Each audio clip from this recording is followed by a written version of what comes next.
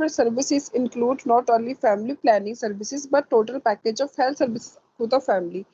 Family welfare services में हम देखते हैं कि वो वाली सारी सर्विसेज जो हमारी फैमिली को फायदा देती हैं, ठीक है, एडवांटेजेस देखती हैं हेल्थ से रिलेटेड, उन सबको हम इसके कंसीडर करते हैं फैमिली हेल्थ सर्विसेज में, ठीक है। टोटल पैकेज होता है हेल्थ का और साथ ही साथ हमारा फैमिली प्लानिंग भी होता है। अगर हम बात करें फैमिली हेल्थ सर्विसेज की तो इसका मतलब जस्ट ये नहीं है कि फैमिली प्लानिंग सर्विसेज की बात कर रहे हैं, नहीं, हम पूरी हेल्थ की बात कर रहे हैं, फैमिली के पूरे हेल्थ की। Family welfare services are aimed at providing services to control and the plan family size as well as complete health care of the family, keeping in view the limited resources of the country and the extensive population. जो family health services होती है, हम हमेशा उसका एक M होता है कि हमारा जो परिवार है ना, जो हमारा परिवार है वो क्या हो, उसका साइज छोटा हो, जिसकी वजह से हमारा परिवार कंप्लीट हो। उसके जो प्रॉपर साइज छोटा होगा तो उसको कंप्लीट हेल्थ के जितने भी रिसोर्सेज है वो मिलेंगे। एक्चुअली अब क्या है, कंट्री के अंदर रिसोर्सेज जितने हैं अवेलेबल उतने ही हैं, बट हमारी पॉपुलेशन एक्सटेंड हो रही है। तो इसको देखते हुए इनका क्या होता है, इनका एम है, इनका प्लान है कि जो हमारा फैमिली साइज हो वो छोटा हो और जो लोगों को कंप्लीट हेल्थ केयर प्रोवाइड हो सके। ये माइक जिसका भी है ऑफ कर लीजिए। उसके बाद the family welfare is given at the top most priority, the quality of health of the family, the quality of health of the people and the goal of the health for all, it is to be achieve through family welfare services. जब हम referral की बात कर रहे थे, तो हम referral unit में पढ़ रहे थे, तो हमने देखा था कि एक हमने वहां पे HPA पढ़ा था, HFA, हेल्थ फॉर ऑल।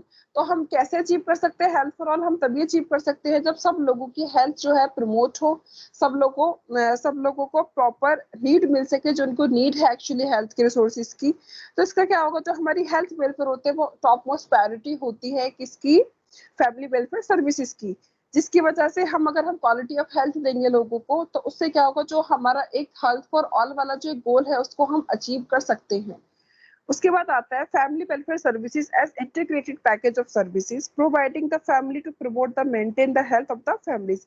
जो फैमिली वेलफेयर सर्विसेज होती है उनका क्या होता है, उनका मेन जो हमने ऊपर भी पढ़ा था, उनका मेन है कि वो लोग क्या करें, फैमिली को प्रमोट करें, फैमिली के हेल्थ को प्रमोट करें, हेल्थ को मेंटेन करें। परिवार वाले जो क्योंकि हम यहाँ पे फैमिली वेलफेयर सर्विसेज पढ़ रहे हैं, तो हम यहाँ पे इंडिविजुअल की बात ना करके हम यहाँ पे पूरी फैमिली की बात करेंगे। तो ये लोग क्या करें, पूरे फैमिली की हेल्थ को प्रमोट कर रहे हैं और पूरे फैमिली की हेल्थ को मेंटेन कर रहे हैं। उसके बाद आता है दी सर्विसेज इंक्लूडेड। सर्विस कौन कौन सी इंक्लूडेड है? सबसे पहले आता है maternal and the child health services, next आता है हमारा फैमिली प्लानिंग, नेक्स्ट आता है family life education of parents, nutrition of the family, immunisation services, healthful environment in the home, care of the sick, aged and the handicapped in the home. Maternal and the child health services हमने already पहले ही पढ़ चुके हैं। उसके बाद आता है हमारा family planning services. Family planning services में हम क्या देखते हैं, for the family welfare services family planning is the most important component. अगर हम बात करते हैं फैमिली हेल्थ सर्विसेज की, फैमिली हेल्थ सर्विसेज में हम ये देखते हैं कि हमारा गोल क्या है कि सभी को हेल्थ मिले, हेल्थ फॉर ऑल हमारा गोल है। तो इसमें हम क्या करेंगे, हमारा जिसमें गोल है और जो हमारा मेन अचीव करना है वो क्या है कि सब लोगों की हेल्थ प्रमोट हो, सब लोगों की हेल्थ मेंटेन हो, सब लोग हेल्दी हो। तो इसमें हम फैमिली प्लानिंग हमारा इसमें मेन कंपोनेंट होता है, क्योंकि अगर फैमिली छोटी होगी, स्मॉल साइज फैमिली का साइज स्मॉल होगा, सभी लोग स्मॉल फैमिली नॉर्म्स को फॉलो करेंगे, तो उससे क्या होगा, परिवार छोटा होगा, छोटा परिवार सुखी परिवार। तो इसमें family planning is the voluntary planning regarding child birth bye a couple. जो हमारी फैमिली प्लानिंग है उनकी वॉलंटरी प्लानिंग होती है। We are not pressuring them कि आप फैमिली छोटी ही करिए, हम उनको प्रेशर नहीं कर सकते, बट उनकी क्या होती है, वॉलंटरी खुद की अपनी प्लानिंग होती है कि हम किस तरीके से हमें आगे अपना कितने हमें बच्चे पैदा करने हैं, चाहे एक करना है चाहे दो करना है, कितना स्पेस रखना है, वो उनके ऊपर डिपेंड करता है, कपल्स के ऊपर, ठीक है। Like child birth should be the according to their choice and not by chance, और in the other words planning for the responsible parenthood is family planning. इसमें क्या होता है कि फैमिली बर्थ जो होता है वो उनकी चॉइस के अकॉर्डिंग होता है कि उन्हें किस तरह का फैमिली बर्थ चाहिए, सॉरी चाइल्ड बर्थ चाहिए। और उसके बाद उनका खुद का, अगर हम उनके दूसरे वर्ड्स में बोलें तो उनके खुद का एक होता है कि वो कब रेस्पॉन्सिबल पेरेंटहुड संभालने के लिए तैयार है, कब इस चीज की रेस्पॉन्सिबिलिटी लेने के लिए तैयार है, तब वो क्या करेंगे, फिर वो फैमिली प्लानिंग करते हैं। By the controlling birth through family planning the size of the family can be limited and the population growth can be the control. The objective of the family welfare can be achieved through family planning. हम जो family planning है उसको हम कैसे कर सकते हैं? Controlling करके, बर्थ को कंट्रोल करके, तभी तो हम फैमिली प्लानिंग कर सकते हैं। और हम फैमिली के साइज को भी लिमिटेड कर सकते हैं, जिससे कि जो पॉपुलेशन ग्रोथ है वो भी कंट्रोल हो जाएगी। अगर हम फैमिली वेलफेयर सर्विसेज के ऑब्जेक्ट की बात करें तो हम बर्थ कंट्रोल करके ही उसके गोल को अचीव कर पाएंगे। नेक्स्ट आता है family planning is defined as the limit the size of the family and have spacing between the children and have children according to their desire of the couple by adopting the method of family planning. जो family planning होती है अगर हम उसको define करें तो इसका ये मतलब होता है कि फैमिली का साइज, ठीक है, क्या फैमिली का साइज है स्पेसिंग, और हमें बच्चों के बीच में क्या करना है? स्पेस करना है चिल्ड्रंस के बीच में, और चिल्ड्रंस को उनके फैमिली कपल्स के अकॉर्डिंग क्या करना है? पैदा करना है, जितने उनके डिजायर है उसी से क्या होगा। और हर कितना हम फैमिली प्लानिंग, कैसा हम फैमिली प्लानिंग मेथड कर रहे हैं, कौन सा फैमिली प्लानिंग मेथड हम अडॉप्ट कर रहे हैं, उसी को क्या बोलते हैं? फैमिली प्लानिंग बोलते हैं। Family planning also including the treatment of couple who do not have children, so they can also have children by the treating the cause of infertility. Family planning में हम ये भी इंक्लूड करते हैं कि जो कपल्स है जिनको बच्चा नहीं है वो भी क्या कर सकते हैं? बच्चा अडॉप्ट कर सकते हैं, और उनको हम ट्रीटमेंट, अडॉप्ट नहीं सॉरी, प्रोड्यूस कर सकते हैं। और हम उनको जो इनफर्टिलिटी होती है, जो स्टेरिलिटी होती है, मतलब कि जो बांझपन होता है, जो कपल्स प्रोड्यूस नहीं कर पा रहे हैं बच्चे, उनका हम यहाँ पे ट्रीटमेंट भी कराते हैं। अब हम बात करते हैं फर्टिलिटी इनफर्टिलिटी की। यहाँ तक क्लियर है सबको?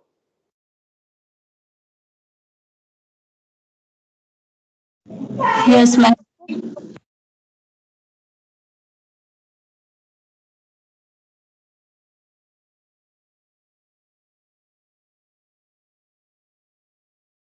ओके, अब हम नेक्स्ट करते हैं शेयर फोटो।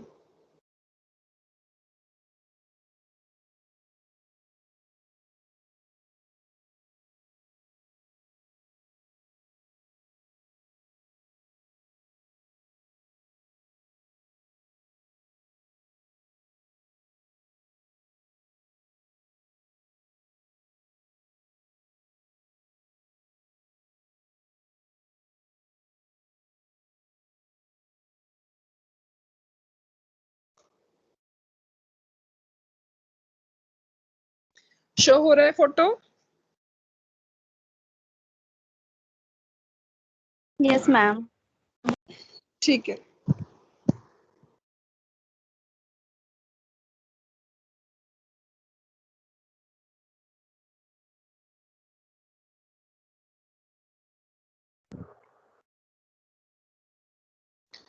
तो हम concept of fertility and fertility की बात करेंगे।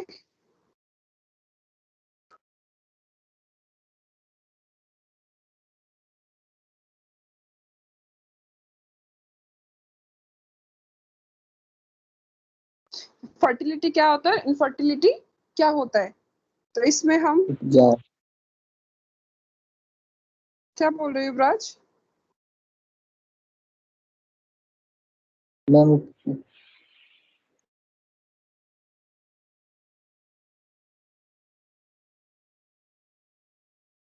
मैम कॉल ड्रॉप हो जा रहा है बार बार ये। तो यहाँ पे फर्टिलिटी क्या होता है? Fertility is the ability to get pregnant. If you have sex and do not use contraception you may get pregnant, ठीक है। तो हम फर्टिलिटी को क्या बोलते हैं? फर्टिलिटी एक ऐसी एबिलिटी है प्रेग्नेंट होने की, अगर आप do you have sex and get not use, अगर आप कॉन्ट्रासेप्शन नॉट यूज नहीं कर रहे हो तो you may get pregnant.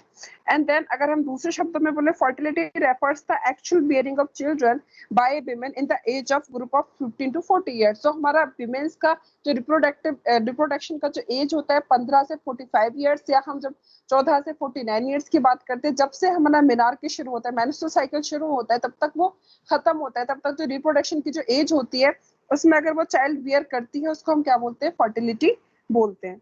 Next आता है हमारा,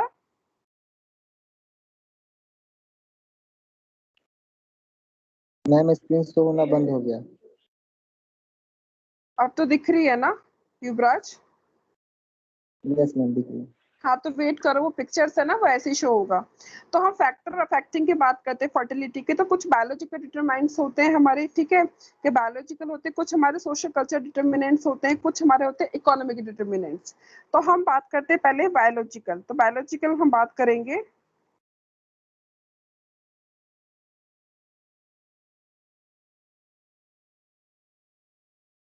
बायोलॉजिकल, ठीक है। तो बायोलॉजिकल क्या होता है, सबसे पहले हम एज की बात करते हैं, ठीक है।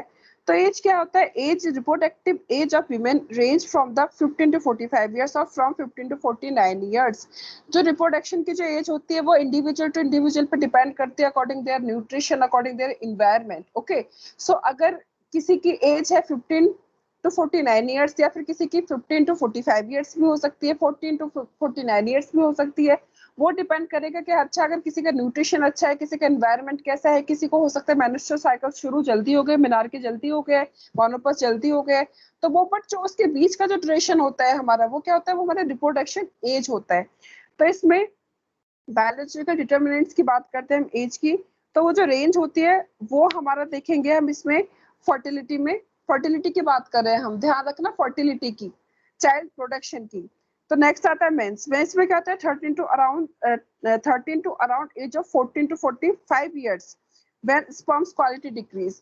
हम अगर इसकी मेंस की बात करते हैं तो इसमें चाइल्ड बियरिंग का कैपेसिटी कब तक होती है, तब तक जो उनके स्पर्म्स होते हैं, like 13 to around age of 40 to 45 years. 40 to 45 years वो क्या कर सकते हैं, चाइल्ड प्रोड्यूस कर सकते हैं, या फिर जो उनकी स्पर्म क्वालिटी है तब तक डिक्रीज नहीं होती तब तक। हेल्थ एंड न्यूट्रिशन की बात करते हैं तो poor health and nutrition can reduce the fertility. अगर मैंने वही बात बोली कि न्यूट्रिशन, अगर किसी का न्यूट्रिशन अच्छा नहीं है, मॉल न्यूट्रिशन है, या फिर हमारी पुअर हेल्थ है, या फिर उनका, उससे क्या हो सकता है कि उससे भी इफेक्ट पड़ सकता है फर्टिलिटी में, फर्टिलिटी रिड्यूस हो सकती है, like linked with the underweight children. कोई अंडरवेट चिल्ड्रन है, या फिर कोई किसी का linked with the child mortality rate. Next आता है हमारे एनवायरमेंट। एनवायरमेंटल का हम क्या बोलते हैं, stress population tend to have less male and the female. जो हमारे स्ट्रेस पॉपुलेशन होती है, जिन लोगों का स्ट्रेस ज्यादा होता है, इसमें क्या होता है कि हम स्ट्रेस में ये बोलते हैं कि स्पर्म्स क्वालिटी हो, या मतलब फर्टिलिटी जो होती है, मेंस हो या फीमेल्स हो, उनकी कम हो जाती है। मतलब कि जब ज्यादा स्ट्रेस होता है तो वो नहीं इतनी जल्दी फर्टिलाइज हो पाते हैं, तो उनका वह रिड्यूस होती है फर्टिलिटी।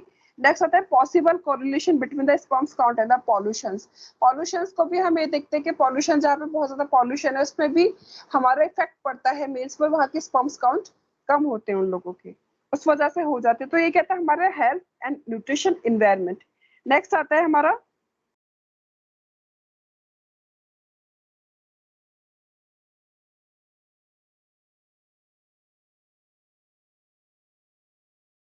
सोशल।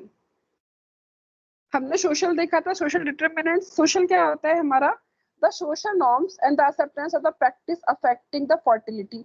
कुछ हमारे सोशल नॉर्म्स होते हैं, कुछ हमारी प्रैक्टिसेस होती है, कुछ एक्सेप्टेंस होती है, वो भी क्या करती है, वो हमारे फर्टिलिटी को अफेक्ट करती हैं। जैसे कुछ कल्चर्स होती है हमारी, कल्चर्स में क्या है कि कुछ कल्चर्स में कॉन्ट्रासेप्शन को इनवैलिड माना, सॉरी ये माना जाता है कि हम उनको यूज नहीं कर सकते, ठीक है, बहुत ज्यादा प्रोहिबिशन होता है उसका। कुछ कल्चर्स का ये है कि हमें नहीं, मतलब अपना अपना कल्चर पे डिपेंड करता है। तो ये क्या होता है, जो हमारे कुछ सोशल नॉर्म्स होते हैं, जो प्रैक्टिसेस होती हैं, वो भी अफेक्ट करती हैं फर्टिलिटी पे। Like different differ from society to society. ये क्या होता है, अपनी सोसाइटीज पे डिपेंड करता है, किसी सोसाइटी में क्या प्रैक्टिस है, किसी सोसाइटी में क्या प्रैक्टिस है, किसी सोसाइटी में क्या प्रैक्टिस है। नेक्स्ट आता है marriage. Particular the average age of the marriage. Marriage की एज होती है कि भाई एक सोसाइटी में ये एज है कि भाई लड़की की शादी हमें 21 से 22 साल की एज में करनी है, या फिर 18 से 20 साल की एज में करनी है। तो उस सोसाइटी की यही प्रैक्टिस है कि वो इतनी जल्दी ही क्या करते हैं, लड़कियों की शादी करना शुरू कर देंगे, ठीक है, चाहे लड़कों की है चाहे लड़कियों की है, कि भाई हमें यहाँ पे शादी करनी है।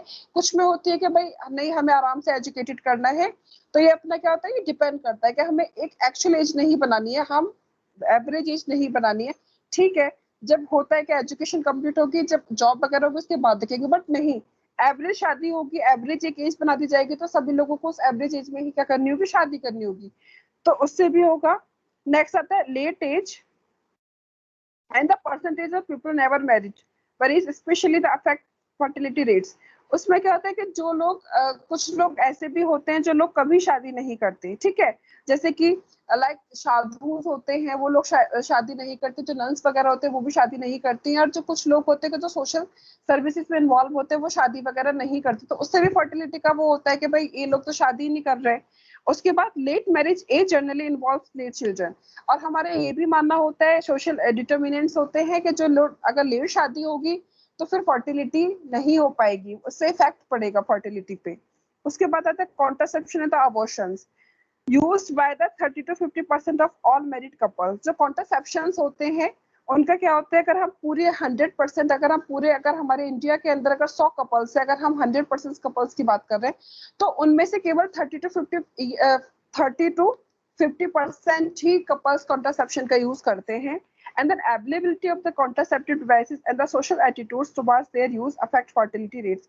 कुछ तो ये है कि हमारी जो रिसोर्सेज हैं, जो हमारे कॉन्ट्रासेप्शन है, उसकी अवेलेबिलिटी कैसी है, किस कहाँ पे अवेलेबल है, कहाँ पे अवेलेबल नहीं है, और बाकी जो हमारी कुछ सोसाइटी की सोच होती है रिगार्डिंग द कॉन्ट्रासेप्शन, वो भी क्या है, वो भी बहुत कहीं कहीं तो है कि पॉजिटिवली इसको लेते हैं, कहीं कहीं क्या लेते हैं, नेगेटिवली लेते हैं। और कुछ है कि हमारी फर्टिलिटी को लेके, मतलब कि चाइल्ड बियरिंग को लेके, चाइल्ड प्रोडक्शन को लेके भी क्या होता है, कुछ हमारी नेगेटिविटी होती है। कुछ लोगों का है कि हाँ, हमें हमारी छोटा परिवार है, हम यही देखते हैं हमें भी आगे छोटा परिवार ही अपना कंट्रीब्यूशन करना है, क्योंकि हम देखते हैं हम स्टेटस मेंटेन कर पाते हैं, हम एजुकेशन ले पाते हैं। बट नहीं, कुछ लोगों का होता है, कुछ लोगों का जो ये एक थिंकिंग है या फिर उनका एटीट्यूड कर लो, वो क्या होता है, बहुत ज्यादा नेगेटिव होता है टुवर्ड्स द फैमिली प्लानिंग या फिर फर्टिलिटी रेट। नेक्स्ट इसका ही है अबॉर्शन। अबॉर्शन में हम क्या देखते हैं, क्लियर है या नहीं है सबको? Yes ma'am. समझ आ रहा है सबको? पूछा है मैंने, कुछ समझ आ रहा है सभी को? Social yes ma'am. डिटर्मिनेंट्स में क्या होता है, अबॉर्शन। अबॉर्शन में क्या होता है, the legally abortion are the common in the most societies even where it is prohibited.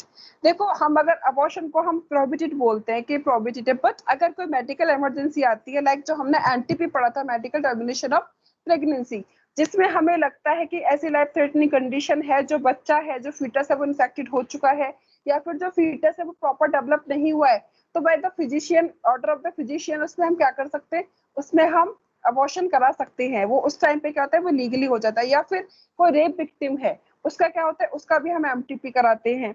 उसके बाद culture plays in the important determining role in the impact of the abortion. जो कल्चर होती है, culture मतलब जो हमारी कल्चर है, जो हम फॉलो कर रहे हैं जिसको, उस पर भी क्या होता है, अबॉर्शन का क्या कहते हैं, अबॉर्शन का अपने अपने कल्चर्स में क्या है, अबॉर्शन को क्या मानते हैं, किसी कल्चर में अबॉर्शन को क्या मानते हैं, कहीं पे अलाउड होता है, कहीं पे अलाउड नहीं कर होता है। तो उसमें क्या होता है, वो अपने अपने कल्चर्स पे डिपेंड होता है। अब नेक्स्ट आता है हमारा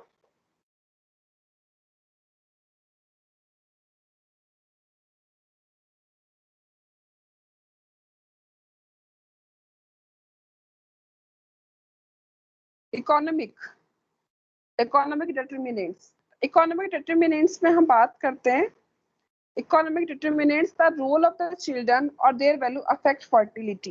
कहीं कहीं पे क्या होता है, कहीं कहीं पे बच्चों को ऐसा माना जाता है कि ये बहुत मतलब हमें मतलब ये किसी किसी फैमिलीज में क्या होता है कि स्मॉल फैमिली नॉर्म्स जो लोग वो करते हैं, क्या कहते हैं, फॉलो करते हैं, उनका क्या है कि सिर्फ हमें चाहे बेटी है चाहे बेटा है, ठीक है, चाहे हमें दो बेटी बेटी हुई है, चाहे हमें दो बेटे बेटे हुए, तो वो उनकी वैल्यू करते हैं। उनको ये नहीं कि हमें सिर्फ, कहीं कहीं पे क्या होता है, किसी किसी फैमिली में आप लोगों ने भी ये चीज देखी होगी कि किसी को अगर 5 बेटियां हैं तो वो अपने आगे ये चाहेंगी, उनको यही रहता है कि हमें बेटा भी जरूर होना चाहिए, ठीक है।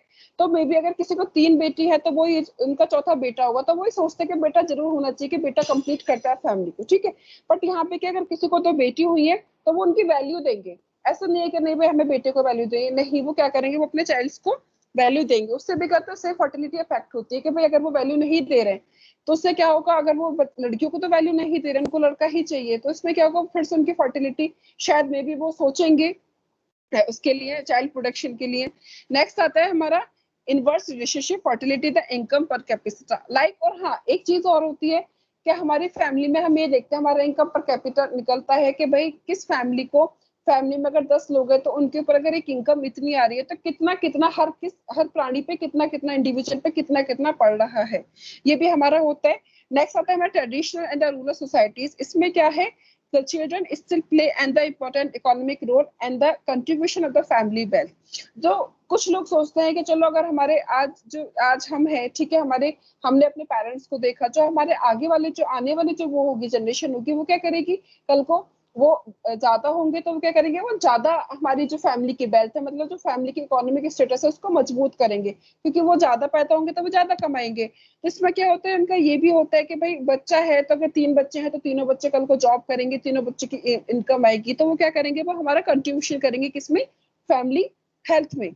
Fertility is like to be the remain higher, इस वजह से भी क्या होता है, फर्टिलिटी हायर होती है, ज्यादा होती है। Industrial and the post industrial societies, इसमें क्या होता है, cost tend to the increase with the development level of the societies. deflate the fertility rate since parents must consider direct and the opportunity cost of bearing additional children। इसमें क्या होता है कि जिनको पता है जिन सोसाइटीज में पता है कि हमें अपने स्टेटस को मेंटेन करना है, साइको इकोनॉमिक स्टेटस को मेंटेन करना है, अगर बच्चे ज्यादा होंगे तो हम शायद से उनको एजुकेटेड नहीं कर पाएंगे, हम उनको स्टेटस नहीं दे पाएंगे जो सोसाइटी में उनको देना चाहिए। तो वो क्या करेंगे, वो चीज को शायद से दिमाग में रखेंगे। और जिनको कोई कॉस्ट इफेक्ट नहीं पड़ता, क्योंकि आजकल क्या है, हर चीज कॉस्टली है, चाहे एजुकेशन है, चाहे वो कोई भी है, क्योंकि अगर ज्यादा वो होते हैं, फैमिली में ज्यादा मेंबर्स होते हैं, तो स्पेशली जो इनकम है उसका क्या होगा, सारा के सारा जो कॉस्ट है वो स्पेंड होगा फैमिली के ऊपर, फैमिली के रिसोर्सेज के ऊपर। तो ये भी चीज ये करेगी, इफेक्ट करेगी हमारी फर्टिलिटी को। नेक्स्ट आता है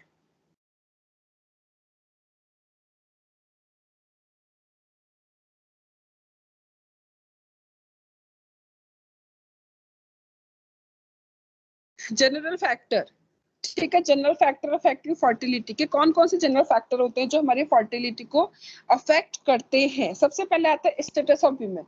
स्टेटस ऑफ वीमेन का मतलब क्या होगा, महिला का स्तर, महिला का स्टेटस। ठीक है, तो जो अगर अब हम बात करते हैं विमेन्स के, एक होता है हमारा एजुकेटेड, एक होता है नॉन एजुकेटेड। अगर कोई विमेन एजुकेटेड है, जाहिर सी बात है वो स्मॉल फैमिली नॉर्म्स को समझेगी, वो स्टेटस को समझेगी, वो साइको इकोनॉमिक स्टेटस को समझेगी, वो एजुकेशन को समझेगी, तो वो उसी चीज को फॉलो करेगी। और जिसको ये सारी चीजें नहीं पता है वो क्या करेगी, वो सारी चीजें फॉलो नहीं करेंगी। लाइक दूसरी है marriage and the marital disturbance.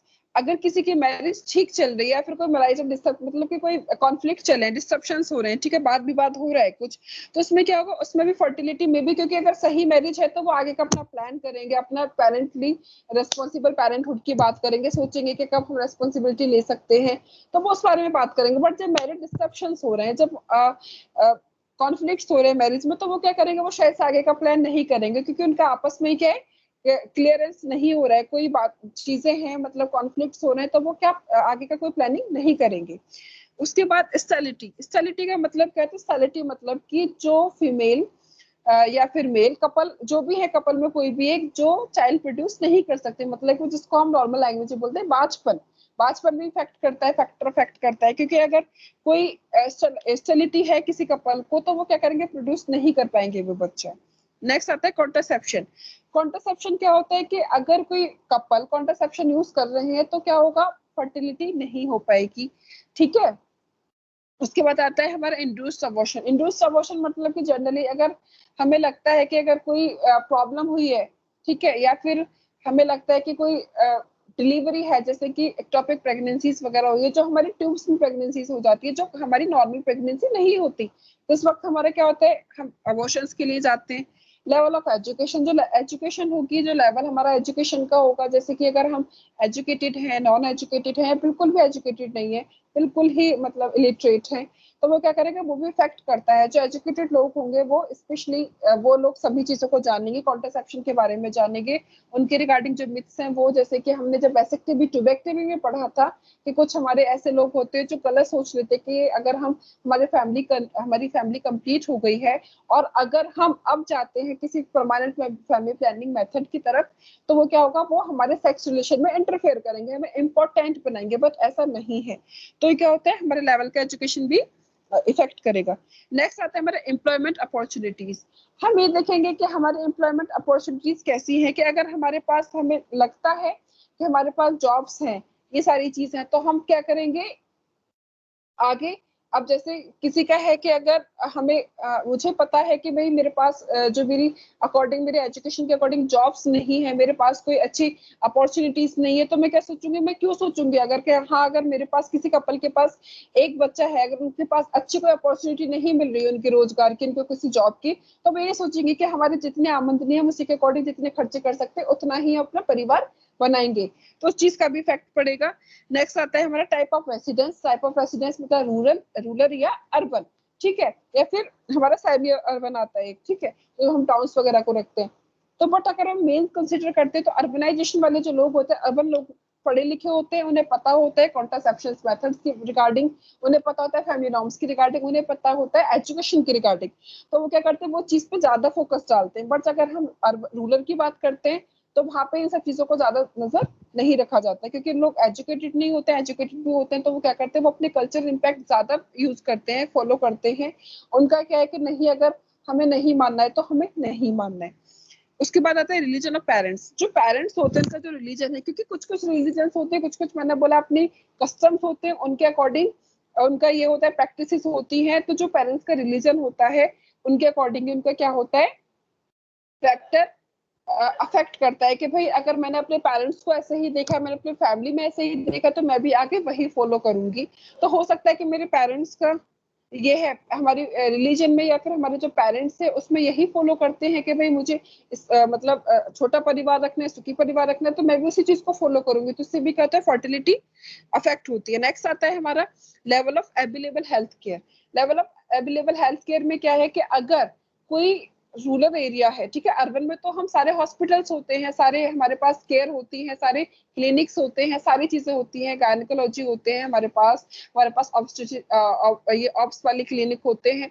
तो इसमें हम बात करते हैं कि जो हमारे रूरल एरियाज होते हैं उनमें क्या होता है, पीएचसी होता है, या फिर अगर हम ज्यादा थोड़े जहाँ पे लाख के आसपास लोग होते हैं वहां पे हमारा सीएचसी होता है। बट हम पीएचसी की बात करें तो हमने खुद देखा था वहां पे, जब हमने रेफरल सिस्टम पढ़ा था, कि वहां पे कितने रिसोर्सेज होते हैं। देखा था हमने जब पीएचसी पढ़ा था, तो वहां पे ज्यादा रिसोर्सेज नहीं होते हैं ना। Hello, no ma'am. अगर हम बात करते हैं किसी टर्शरी लेवल की, तो वहां पे पूरा मल्टी स्पेशलिटी सेटअप होता है, बट हमारे पीएचसी में इतना सब कुछ नहीं होता है।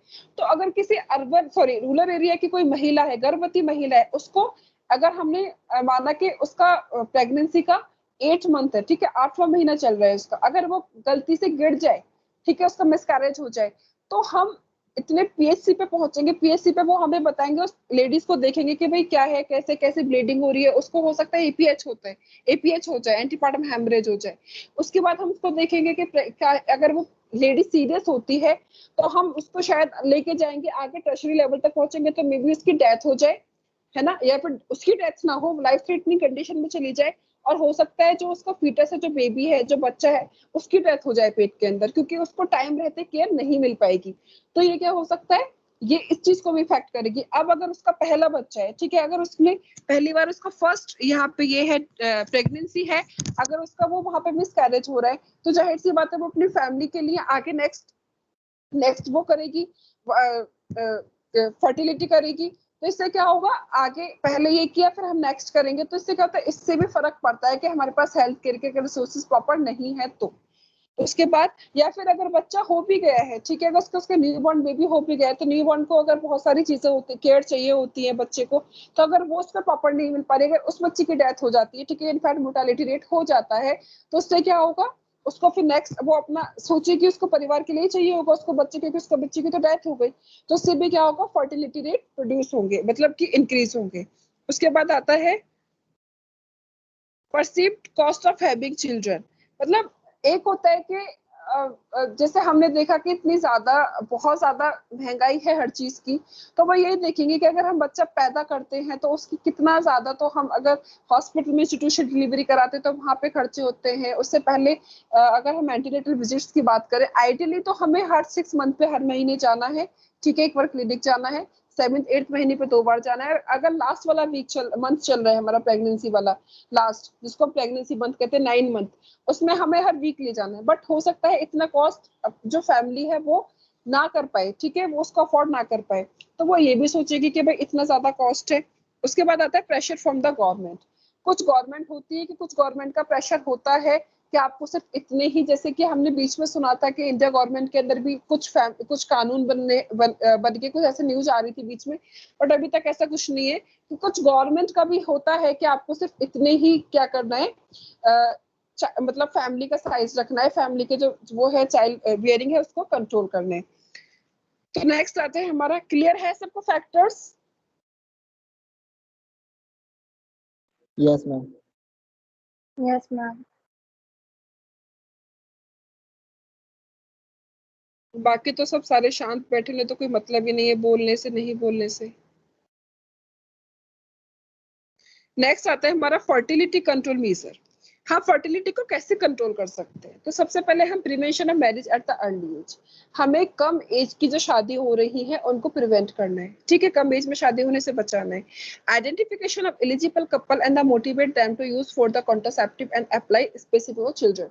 हमें जो एलिजिबल कपल्स हैं, है ना, हम उनको मोटिवेट कर सकते हैं, उनको हम कॉन्ट्रासेप्शन के बारे में बता सकते हैं। और उसके बाद हम स्पेसिंग ऑफ चिल्ड्रन, मतलब कि चिल्ड्रन के बीच का जो स्पेस है, स्पेसिंग मेथड जो, उसको भी हम उनको समझा सकते हैं। Improvement of socio-economic status of the people by counseling them to put in their effect and the by availing the services from the various program launched by the government। हम उनको साइको इकोनॉमिक स्टेटस को improve करा सकते हैं by the counselling, ठीक है, counselling करा सकते हैं, और जो सर्विसेज है उनको अवेलेबल करा सकते हैं। और हम जितने भी गवर्नमेंट प्रोग्राम्स लॉन्च कर रही है, गवर्नमेंट बहुत ज्यादा प्रोग्राम लॉन्च करती है, ठीक है, regarding family health care services, regarding इनके बच्चों के रिगार्डिंग, वो बहुत सारे हमारे प्रोग्राम चल रहे होते हैं, वो हमें भी नहीं पता होते, तो हमें उनको समझाना है और बताना है कि लॉन्च करना है। क्योंकि उन लोगों को क्या, उन लोगों को नहीं पता होता है कि क्या है, कैसे है, क्या परिवार क्या कैसे चल रहा है, तो उनको हमें वो सारी चीजें बताने के गवर्नमेंट ने ये प्रोग्राम लॉन्च किए हुए हैं। जैसे अभी चल रहा है शायद से कन्याधन का चल रहा है कि अगर कन्या होती है, अगर बेटी का जन्म होता है तो गवर्नमेंट पैसे देती है, कुछ ऐसे कुछ स्कीम चल रही है। तो वो क्या है, उनको हमें उन सब के बारे में समझाना है। उसके बाद improvement of the status of the women, improvement of the status of the women by the giving education. इसमें हमें क्या करना है कि हमें वुमेन के स्टेटस को इम्प्रूव करना है।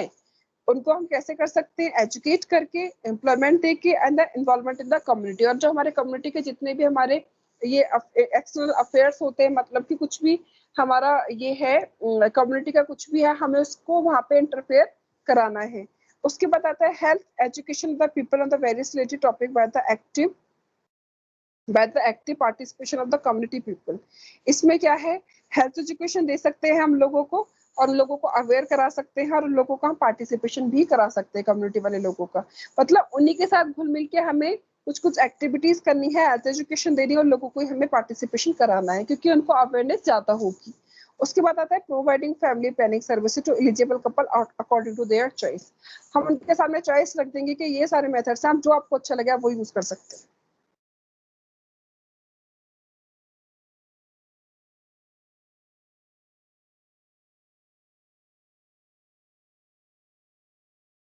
नेक्स्ट आता है हमारा इनफर्टिलिटी, ठीक है, कॉन्सेप्ट ऑफ इनफर्टिलिटी जो हमने पढ़ा भी था, इनफर्टिलिटी।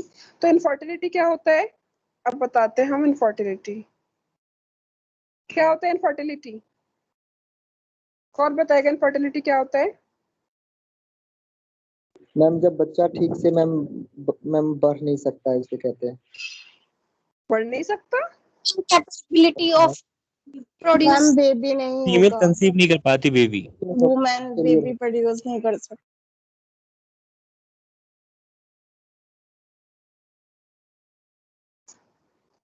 इसमें क्या होता है, infertility is defined as the failure to conceive within 1 or more year of the regular protected intercourse, ठीक है। इसमें इसमें क्या होता है कि कपल है, वो कॉन्ट्रासेप्शन मेथड भी यूज नहीं कर रहे हैं, ठीक है, उनका अनप्रोटेक्टेड इंटरकोर्स है, और मैनी ईयर से कर रहे हैं, मतलब काफी सालों से ये कर रहे हैं, उसके बाद भी वो क्या कर रहे हैं, फेलियर है, उनको बच्चा पैदा नहीं हो रहा है। इसको क्या बोलते हैं? इसको इनफर्टिलिटी बोलते हैं। उसके बाद आता है नेक्स्ट,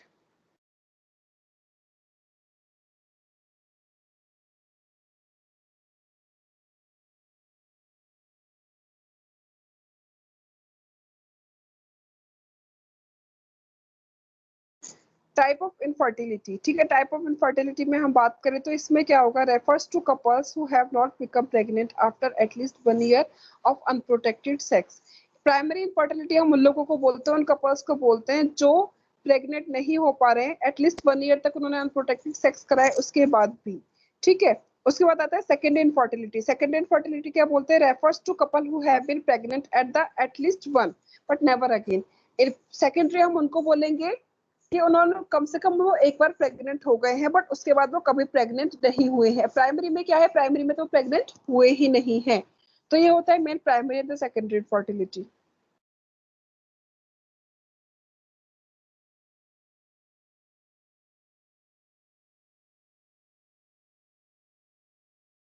कॉजेस क्या क्या हो सकते हैं इनफर्टिलिटी के, मेन कॉजेस हो सकते हैं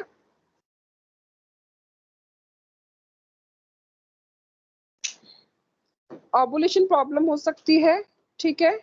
उसके बाद ट्यूबल ब्लॉकेज हो सकता है, उसके बाद एज रिलेटेड फैक्टर्स हो सकते हैं, उसके बाद यूटेराइन प्रॉब्लम्स हो सकती हैं, उसके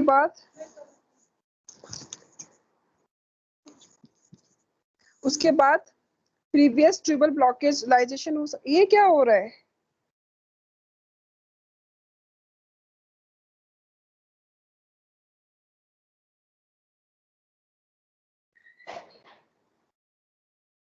स्क्रीन शो हो रही है?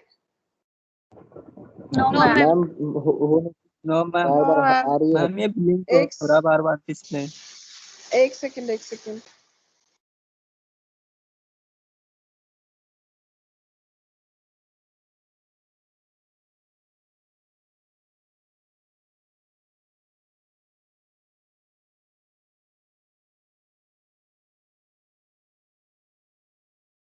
अब हो रही है शो?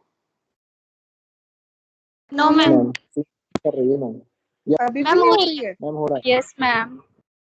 तो इसमें क्या हो सकता है, ओवुलेशन प्रॉब्लम हो सकती है, कोई ट्यूबल ब्लॉकेज हो सकता है, ठीक है, कोई एज रिलेटेड फैक्टर हो सकता है, जैसे हम बोल रहे थे कि अगर एज ज्यादा है तो, या फिर कोई यूटेराइन प्रॉब्लम हो सकती है, कि प्रीवियस ट्यूबलाइजेशन हो सकता है, या फिर एंडोमेट्रियोसिस हो सकता है। एंडोमेट्रियोसिस क्या होता है, एंडोमेट्रियोसिस क्या होता है,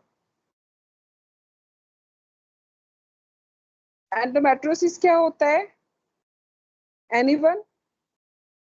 यूट्रस की कितनी लेयर होती है? नहीं पता मैम। नहीं पता है? Ma'am, कोई 3 layer. कौन कौन सी लेयर होती है? एंडोमेट्रियम, मायोमेट्रियम और एक्टोमेट्रियम। जो एंडोमेट्रियम Yes, होती है ना, अगर उसमें इन्फ्लामेशन होता है तो हम इसको क्या बोलते हैं, क्या बोलते हैं? endometriosis. सिस, ठीक है, क्योंकि जब इन्फ्लामेशन होता है तो लास्ट में हम SIS लगा देते हैं। तो अगर हम, इसका रीजन ये है कि अगर कोई यूट्रस में कोई प्रॉब्लम है तो उसकी वजह से भी इनफर्टिलिटी हो सकती है। अब यहाँ पे जो हम रीजंस पढ़ रहे हैं ना, कॉजेस पढ़ रहे हैं, हम उस चीज के पढ़ रहे हैं कि बच्चा पैदा क्यों नहीं हो पा रहा है, ठीक है। तो हम यहाँ पे ये देख रहे हैं, हो सकता है कि ओवुलेशन प्रॉब्लम है, एग्स की कोई प्रॉब्लम हो सकती है, ठीक है, कोई ट्यूब्स में ब्लॉकेज हो सकता है, जो हमारे फॉलोपियन ट्यूब्स होते हैं उनमें ब्लॉकेज हो सकता है, कोई एज रिलेशन हो सकता है, मतलब कि एज या तो बहुत कम है या बहुत ज्यादा है, या फिर कोई यूटेराइन प्रॉब्लम हो सकती है, ठीक है, या फिर कोई ट्यूबलाइजेशन हो सकता है, पहले कभी कोई ट्यूबलाइजेशन हुआ हो उसकी वजह से, या फिर कोई एंडोमेट्रियोसिस की वजह से, मतलब यूट्रस की जो एंडोमेट्रियम लेयर होती है उसमें कोई इन्फ्लामेशन हुआ हो तो।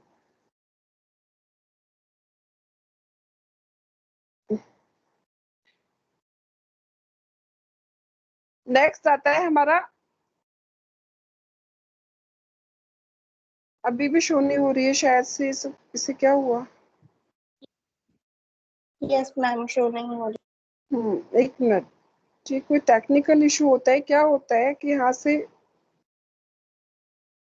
अभी हो गई, ठीक है। तो अब क्या है, जो मेल्स में, Yes, ma'am. मेल्स में क्या क्या हो सकता है, देखो अभी तक तो हम फीमेल में देख रहे थे कि फीमेल में क्या क्या हो सकता है, ब्लॉकेज हो सकता है, कोई ट्यूब के, कोई एंडोमेट्रियोसिस हो सकता है, कोई लाइजेशन हो सकता है। अब हम बात करते हैं मेल की। मेल में इनफर्टिलिटी के क्या क्या रीजन हो सकते हैं, तो एक डिक्रीज इन स्पर्म काउंट, ठीक है, स्पर्म काउंट डिक्रीज हो गया हो, sperm being blocked by from the being released, मतलब कि स्पर्म रिलीज नहीं हो पा रहा हो, ठीक है, ब्लॉक हो गया हो।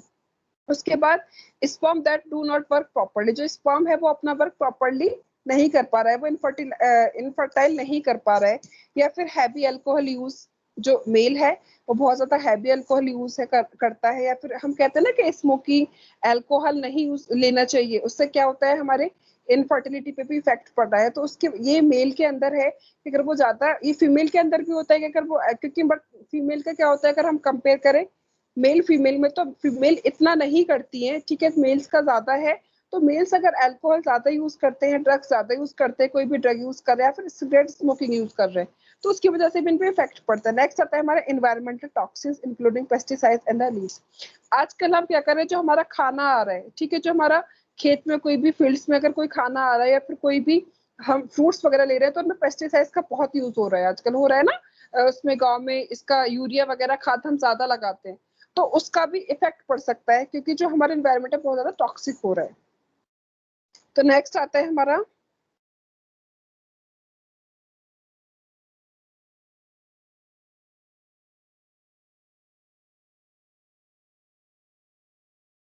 Investigation of the infertility. तो सबसे पहले हम इन्वेस्टिगेशन करेंगे, तो we will take the general medical history from them. हम उनसे पूछेंगे कि कोई आपको जनरली प्रॉब्लम है, and then also surgical history.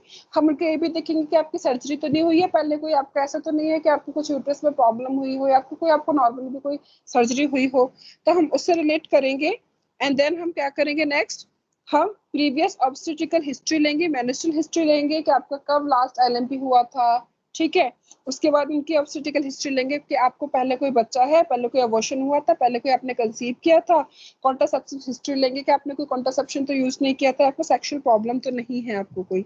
उसके बाद हम डायग्नोस्टिक टेस्ट में हम क्या करेंगे, हम इमेजिंग टेस्ट कराएंगे, ठीक है, अल्ट्रासाउंड्स कराएंगे, हम एमआरआई, अगर हमें जो जो, जो हमें डॉक्टर्स बोलेंगे इमेजिंग में, हम वो सारी चीजें कराएंगे।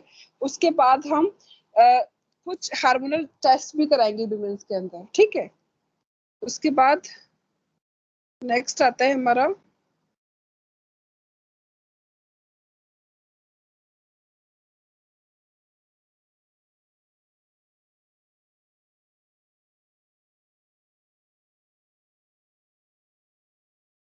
Prevention and control. Prevention and control में हम क्या करेंगे, काउंसलिंग एंड एजुकेशन। हम सबसे पहले उनको काउंसलिंग करेंगे और हम उनको हेल्थ एजुकेशन देंगे, हम उनको बताएंगे, हम उनको एजुकेट करेंगे, ठीक है। उसके बाद advice adult infertility clinics, diagnosis and the treatment. हम उनको फर्टिलिटी के बारे में बताएंगे, फर्टिलिटी क्लिनिक्स के बारे में बताएंगे कि क्लिनिक्स भी होते हैं, आईवीएफ भी होता है, ठीक है, आप उनको वहां से डायग्नोसिस करा सकते हैं और वहां पे आप चेकअप करा सकते हैं। उसके बाद आता है if treatment fails, counselling for adaptation of the medico social worker and the clinical psychologist. हम अगर ये देखा जाता है कि अगर उनका ट्रीटमेंट भी फेल हो रहा है, तो हम उनको बोलेंगे कि आप काउंसलिंग करा सकते हैं। और काउंसलिंग अडेप्टेशन मतलब चाइल्ड अडेप्टेशन की किसके थ्रू कराएंगे हम, या तो मेडिकल साइको सोशल वर्कर के थ्रू, फिर हम कराएंगे क्लिनिकल साइकोलॉजिस्ट के थ्रू, जिससे कि वो उनको क्लीन कर सके, उनको बता सके काउंसलिंग से रिलेटेड कि आप कैसे कैसे काउंसलिंग करा सकते हो, क्या कैसे कैसे कैसे आप अडॉप्ट करा सकते हो। कि अगर उनका कंफर्म हो जाता है कि वो नहीं है, उनकी कैपेबिलिटी नहीं है, उनका ट्रीटमेंट भी फेल हो जाता है, तो ठीक है। ये था हमारा क्या क्या पढ़ा था आज हमने, इनफर्टिलिटी और फर्टिलिटी। इनफर्टिलिटी और फर्टिलिटी पढ़ी थी, ठीक है। क्लियर हुआ सबको इनफर्टिलिटी फर्टिलिटी क्या होता है, कि फर्टिलिटी में क्या क्या रीजंस होते हैं, इनफर्टिलिटी में क्या क्या रीजंस होते हैं। Yes ma'am. Yes ma'am. Yes ma'am. Clear है सबको, कोई Yes, ma'am. डाउट है किसी को, कोई भी डाउट है किसी को, नो मैम। In मैं पूछूं, यस मैम। पूछ सकती हूँ, Yes, कहना यार ma'am. पूछूं, ठीक है, okay. Yes ma'am. So Anjali, Anjali, Anjali,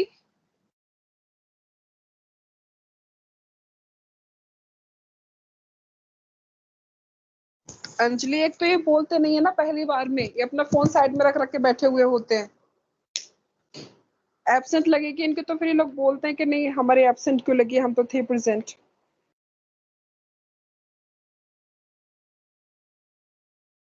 Praveen, Yes, ma'am. Praveen clear हुआ, Yes, ma'am. अच्छा ये बताओ कि फीमेल्स के अंदर इनफर्टिलिटी के क्या क्या रीजंस हो सकते हैं, क्या क्या कॉज हो सकते हैं? ओवुलेशन में प्रॉब्लम होना, हाँ एंडोमेट्रियल लाइनिंग का डेवलपमेंट नहीं हो पाना, हाँ मैच्योरेशन जल्दी नहीं हो पाना ओवम वगैरह का, हम्म और हार्मोन भी हो जाते हैं कभी कभार जब ज्यादा हम्म, चेंजेस की वजह से भी प्रॉब्लम होती है। Okay okay. Farheen, Yes, ma'am. Farheen आप ये बताइए कि इन्वेस्टिगेशंस में हम क्या क्या करा सकते हैं?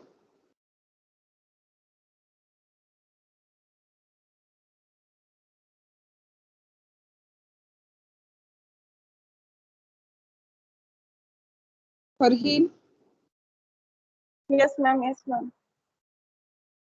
बता रहे हो आप?